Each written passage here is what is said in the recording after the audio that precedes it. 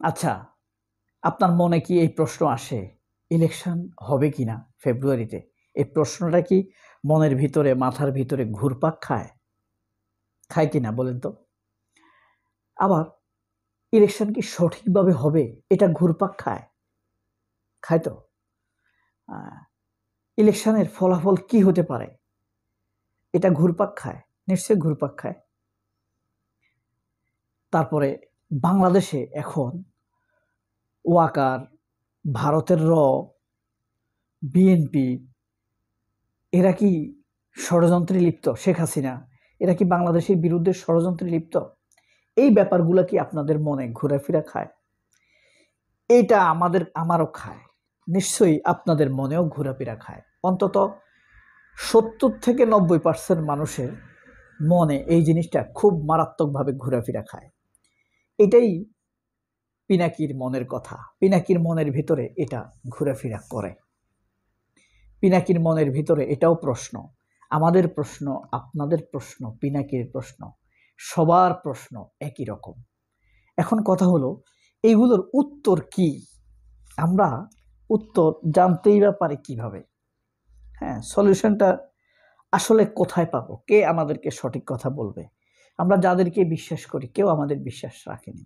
এত রক্ত দেওয়ার পর আমরা দেশটাকে তুলে দিয়েছি কাঁধে হাতে। তারা কি আমাদের কথাটা রাখতে পেরেছে? পারেনি। তারাও ইগোর নিচে হারিয়ে গিয়েছে। কিন্তু আমরা তো সব হারাতে দেব না।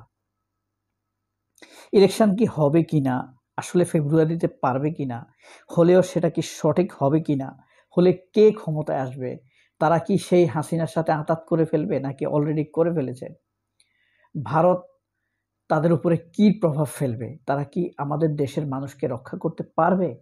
28 অক্টোবরে তো এদেশের মানুষকে তৎকালীন ক্ষমতাসীনরা রক্ষা করতে পারেনি। সেই ক্ষমতাসীনরা লোকরা যদি এখন আবারও ক্ষমতায় আসে, তাহলে কি তারা এখন এদেশের মানুষকে রক্ষা করতে পারবে? নাকি সেই খুনি ফ্যাসিবাদীরা যখন তখন আক্রমণ করবে, এদেশের মানুষকে হত্যা করবে? তাহলে কি হবে? এই জিনিসগুলো তো ঘটতে পারে। এটাই পিনাকির মনের প্রশ্ন। এখন বিপ্লবকে সব ভেঙে দেওয়া যাবে না, এটা হলো ওয়াকারের কথা। বিপ্লব হাসিনাকে তাড়াইছে দেশের ছাত্র জনতা, হেফাজতের লোকেরা, কাওমির ছাত্ররা, শিবির, বিএনপির তৃণমূলের লোকেরা, নেতারা না, নেতারা মুরগির রোস্ট খেয়েছে, এরা তাড়াইছে। কিন্তু সরকার গঠন করলো কে? ওয়াকার। মধু খাইছে কে? প্রথম আলো।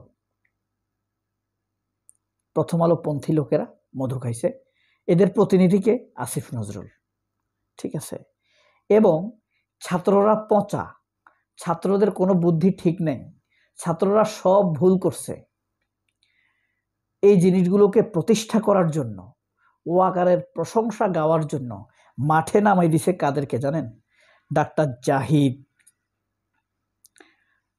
তারপরে আপনার এই তাসনিম খলিল, জুলকারনাইন সায়ের স্বামী, রুমিন ফারহানা,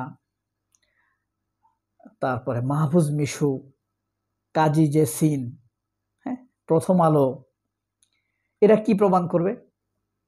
ছাত্ররা যাই করতেছে সব ভুল, ডাহা মিথ্যা কথা প্রচার করে দিবে।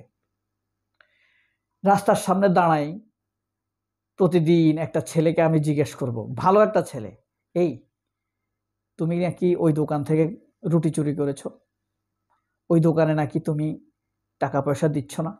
একই জায়গায় আমি দাঁড়াই থাকবো, প্রতিদিন দাঁড়িয়ে থাকবো। ছেলেটা স্কুল থেকে আসবে, যাবে, আমি তাকে জিজ্ঞেস করব। এইভাবে মানুষ শুনতে শুনতে শুনতে শুনতে এই ছেলেটাকে চোর বাবা শুরু করবে। ওই ছেলেটা কি উত্তর দিল, আসলে কি সে চুরি করছে কিনা, এটা মানুষ আর ভাববে না।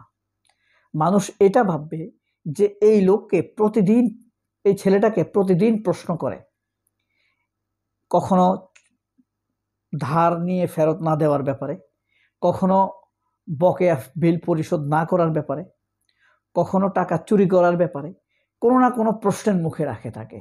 ধীরে ধীরে সে লজ্জিত হতে থাকবে, তাকে বিনা অপরাধে ক্ষমার পর্যায়ে নিয়ে যাবে। এই কাজগুলোই এই তাসনিম খলিলরা, জাহিদরা, জুলকারনাইন সায়েররা। আপনি ভাবেন তো, এই যে জুলকারনাইন সায়ের আসিফ মাহমুদের বিরুদ্ধে তার ফেসবুকে যে লেখাটা লিখলো এটা কি কোনো সৎ মানুষের লেখা হতে পারে? আসিফ মাহমুদের বাবা লাইসেন্স করছে, এটা কি অপরাধ? আবার এটা নিয়ে যমুনা টিভি টকশো করছে, উপস্থাপনা করছে কে? এই নিকোল। বুঝতে পারছেন? তাহলে তারা খুব মারাত্মকভাবে এজেন্ডা ঠিক করছে। ঠিক জামায়াতকে দেখলেই ৭১ নিয়ে প্রশ্ন করবে, ও ৭১ নিয়ে জিজ্ঞেস করবে, এই সেই নিয়ে নানান কথা তারা বলার চেষ্টা করবে, তাদেরকে মেলাইন করবে, অপরাধের পর্যায়ে নিয়ে যাবে প্রশ্ন করতে করতে। ওই প্রশ্ন করা আমার অধিকার এই কথা বলে প্রশ্ন করতে করতে তাদেরকে অপরাধের পর্যায়ে নিয়ে যায়। এইভাবে তারা এরপরে আছে কিছু ব্যাপারকে সামনে নিয়ে আসছে। ধরেন সংস্কার নিয়ে নানান তালবাহানার মধ্যে ফেলে দিছে, নেগেটিভ পজিটিভ কথা বলতে বলতে মানুষকে সন্দিহান করে দিছে। এরপরে আপনার পার্বত্য চট্টগ্রামে ঝামেলা লাগাই দিছে, কথা বুঝছেন? মানে ব্যস্ত করে দিছে, মানুষকে চোখ মুখ অন্যদিকে ঘুরাই দিছে, সব ভুলাই দিছে, হাসিনাকে ভুলাই দিচ্ছে, রক্ত দেওয়ার ব্যাপারটা ভুলাই দিচ্ছে। এরপরে সামনে নিয়ে আসতেছে কি, বা আছে ভারতের মিডিয়ার অপপ্রচার, ওয়াকারের কোনো প্রতিবাদ নাই। এরপরে পার্বত্য চট্টগ্রাম বন্দর নিয়ে ঝামেলা, বন্দর নাকি বিদেশিদেরকে দিয়ে দিচ্ছে। আজব, বন্দর বিদেশিদেরকে দিয়ে দিচ্ছে, ডাহা মিথ্যা কথা। এরপরে সামনে আনলো কি, হ্যাঁ, ডাকসু নির্বাচনে এই যে সব জায়গায় হেরে গেল, এবার ডাকসুতে দুর্নীতি হয়েছে, ভোট দুর্নীতি হয়েছে, এটাকে একটা উঠাই দিছে। আসলে তারা মানুষ ছাত্রদের মনে জয় করতে পারে নাই, তারা চুরির অভিযোগটা ওদের বিরুদ্ধে উঠাই দিয়ে এটা নিয়ে আবার কিছুদিন আলোচনা হয়েছে। ডাকসুতে গিয়ে তুমি একটা রিপোর্ট করছো, এটা শুরু করছে কাকে দিয়ে? বাংলা ভিশন, কালের কণ্ঠ, নিউজ 24 এদেরকে দিয়ে, ডাহা মিথ্যা একটা রিপোর্ট। কিন্তু প্রচার তো আগে হয়ে গেছে, পরেই না প্রমাণিত হয়েছে। এরপরে আপনার পুলিশ এবং আমলারা, আমলাদেরকে আমরা অনেক গালাগালি করি না, যে আমলারা দুর্নীতি করে, তারা ধরা খায় না।